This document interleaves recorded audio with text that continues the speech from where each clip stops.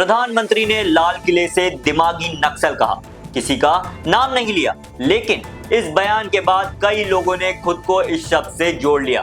अब सवाल ये है कि क्या ये सिर्फ एक राजनीतिक बयान है या फिर सरकार की आलोचना करने वाली आवाजों पर सीधा निशाना। नमस्कार, मेरा नाम है तन्मय पंत और आप देख रहे हैं आरब न्यूज।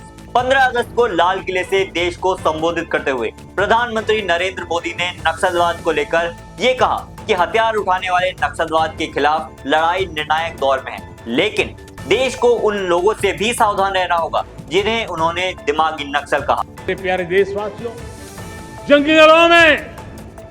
जंगलों में हमें हथियारी नक्सलों का खात्मा बुलाने में, उस संकट से देश को मुक्त कराने में सफलता मिली है, लेकिन हथियारी नक्सल तो गए, लेकिन दिमागी नक्सल, ये दिमागी नक्सल मौके की तलाश में है, हिंसा अराजकता के वो रास्ते खोज रहे हैं, समाज को गलत राह पर।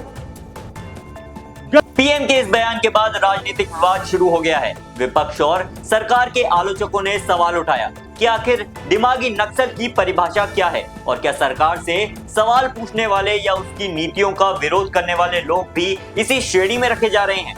इसी बीच सीजेपी के प्रवक्ता सौरभ दास ने प्रधानमंत्री के बयान पर तीखी प्रतिक्रिया दी। उन्होंने सवाल उठाया कि पढ़े लिखे युवाओं को सिर्फ इसलिए नक्सली या दिमागी नक्सल कैसे कहा जा सकता है क्योंकि वो सरकार से सवाल पूछते हैं। उन्होंने इसे अहंकार बताया और कहा कि युवाओं के बीच एक नई राजनीतिक जागरूकता शुरू हो चुकी है।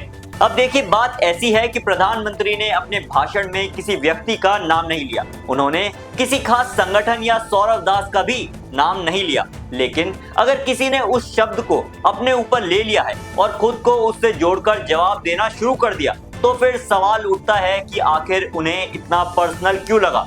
एक कहावत है कि if the shoe fits well wear it सैंडेला, यानी अगर जूता आपके पैर में बिल्कुल फिट बैठता है तो उसे पहन लीजिए।